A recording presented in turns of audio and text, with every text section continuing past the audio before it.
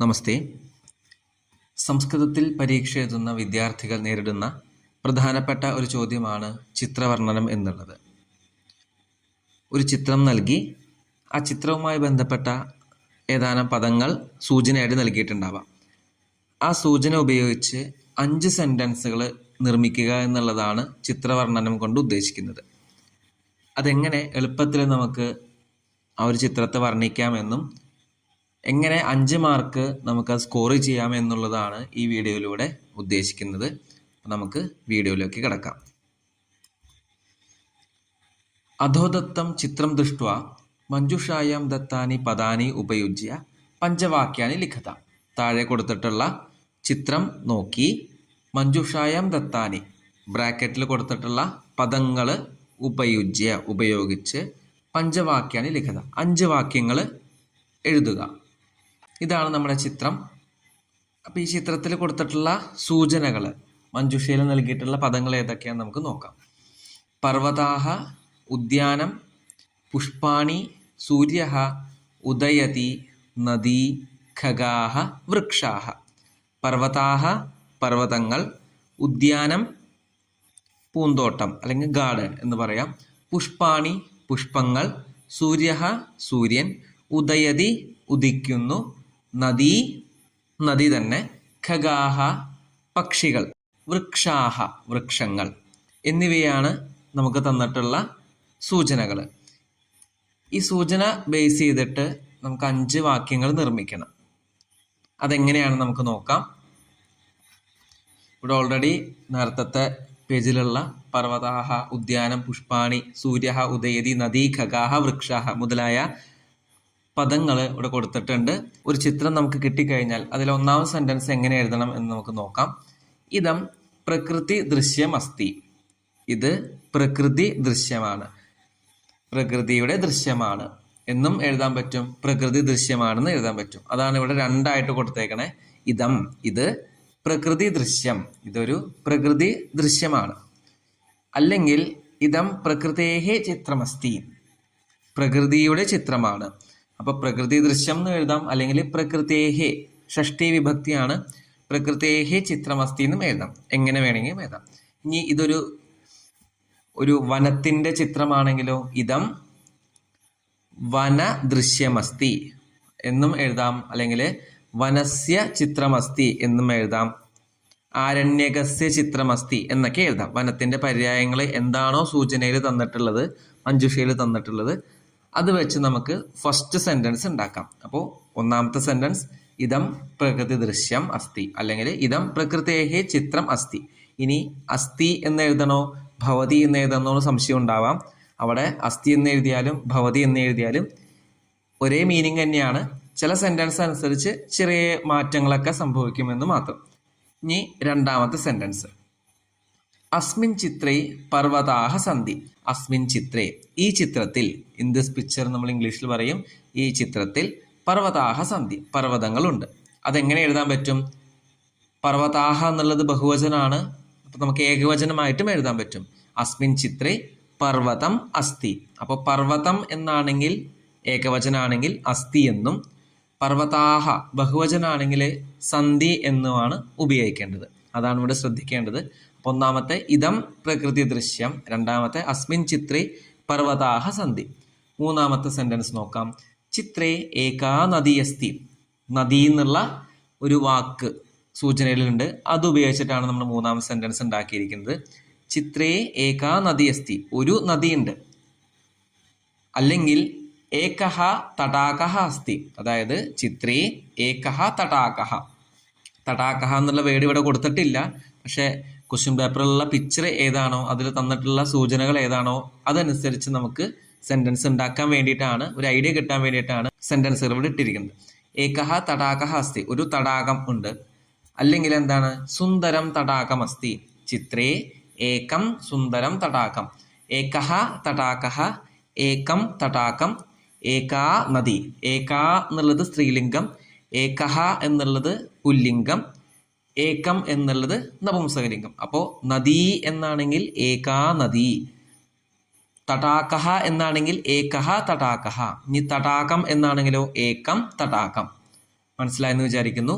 ഇനി നാലാമത്തെ സെന്റൻസ്, നദീതീരെ, നമ്മൾ ഓൾറെഡി നദി ഉണ്ടെന്ന് പറഞ്ഞു. ഇനി നദീതീരത്ത് എന്തുണ്ടെന്ന് നമുക്ക് എഴുതാൻ പറ്റും. നദീതീരെ വൃക്ഷാഹ സന്ധി. വൃക്ഷാഹ എന്നുള്ള വേർഡ് ഇവിടെ കൊടുത്തിട്ടുണ്ട്. നദിയുടെ തീരത്ത് എന്തുണ്ട്? വൃക്ഷാഹ, വൃക്ഷങ്ങളുണ്ട്. വൃക്ഷഹ എന്നാണെങ്കിൽ അസ്തി, വൃക്ഷൗ എന്നാണെങ്കിൽ സ്തഹ, വൃക്ഷാഹ എന്നാണെങ്കിൽ സന്ധി. ബഹുവചനാണ്. തടാകസ്യ സമീപേ ഉദ്യാനം അസ്തി. തടാകത്തിന്റെ സമീപത്ത്. തടാകസ്യ എന്നുള്ളത് ഷഷ്ടി വിഭക്തിയാണ്. ഇതിന് പകരം വനം എന്നാണെങ്കിലോ വനസ്യ സമീപേ. വിദ്യാലയ ആണെങ്കിലോ വിദ്യാലയസ്യ സമീപേ. അതാണ് ശ്രദ്ധിക്കേണ്ടത്. തടാകസ്യ സമീപേ ഉദ്യാനം അസ്തി. ഇവിടെ ഉദ്യാനം എന്നുള്ള രണ്ടാമത്തെ വേർഡ് നമ്മൾ യൂസ് ചെയ്തു. അതാണ് ബോൾഡാക്കി കൊടുത്തിരിക്കുന്നത്. ഉദ്യാനം അസ്തി. ഉദ്യാനം പൂന്തോട്ടം. അപ്പൊ തടാകത്തിന്റെ തീരത്ത് ഉദ്യാനമുണ്ട്. ഓക്കെ. തടാകസ്യ സമീപേ ഉദ്യാനം അസ്തി അല്ലെങ്കിൽ തടാകസ്യ സമീപേ വൃക്ഷാഹ സന്ധി എന്നിങ്ങനെ നമുക്ക് സെന്റൻസ് ഉണ്ടാക്കാൻ പറ്റും. അഞ്ചാമത്തെ സെന്റൻസ്, ഉദ്യാനേ പുഷ്പാനി സന്ധി. ഉദ്യാനം ഓൾറെഡി ഉണ്ട്. പൂന്തോട്ടത്തിൽ എന്തുണ്ടാവാം? പുഷ്പങ്ങളുണ്ട്. മൂന്നാമത്തെ വേർഡ് നമ്മൾ യൂസ് ചെയ്തു. ഉദ്യാനേ പുഷ്പാണി സന്ധി അല്ലെങ്കിൽ ഉദ്യാനേ പുഷ്പാണി വികസന്തി. സന്ധി എന്നുള്ളത് കുറച്ചും കൂടി മാറ്റം വരുത്തി നമ്മൾ വികസന്തി, വിടരുന്നു എന്നാക്കാം. അല്ലെങ്കിൽ ഉദ്യാനേ ബാലാഹ ക്രീഡന്തി എന്നും എഴുതാൻ പറ്റും. ഇതിൽ വേർഡില്ല, പക്ഷെ എങ്കിലും നമുക്ക് ബാലാഹ ക്രീഡന്തി എന്നുള്ള വേർഡ് നമുക്ക് യൂസ് ചെയ്യാം. അവിടെ കുട്ടികൾ കളിക്കുന്നുണ്ട് എങ്കിൽ നമുക്ക് ഈ സെന്റൻസ് നമുക്ക് യൂസ് ചെയ്യാം. ബാലാഹ ക്രീഡന്തി. അല്ലെങ്കിൽ എന്ത് ചെയ്യാൻ പറ്റും? വൃക്ഷേ ഫലാനി സന്ധി. നമ്മൾ ഓൾറെഡി വൃക്ഷാഹ സന്ധി എന്ന് എഴുതിയിട്ടുണ്ട്. നദീതീരെ വൃക്ഷാഹ സന്ധി. അതിനെ കണക്ട് ചെയ്തുകൊണ്ട് അഞ്ചാം സെന്റൻസ് ഉണ്ടാക്കാം. വൃക്ഷേ ഫലാനി സന്ധി. ആകാശേ ഖഗാഹ. ഖഗാഹ എന്ന് പറഞ്ഞാൽ പക്ഷികളാണ്, അല്ലെങ്കിൽ പക്ഷിണഹ. ഖഗഹ എന്നാണെങ്കിൽ പക്ഷി, ഖഗാഹ എന്നാണെങ്കിൽ ബഹുവചനായതുകൊണ്ട് പക്ഷിണഹ. ആകാശേ ഖഗാഹ ഡയന്തി. ഡയന്തി എന്ന് വെച്ചാൽ പറക്കുന്നു എന്നാണ് അർത്ഥം. അപ്പോൾ നിങ്ങൾക്ക് ഡയന്തി എന്നുള്ള വാക്ക് കിട്ടുന്നില്ലെങ്കിൽ ഗച്ഛന്തി എന്നും എഴുതാൻ സാധിക്കും.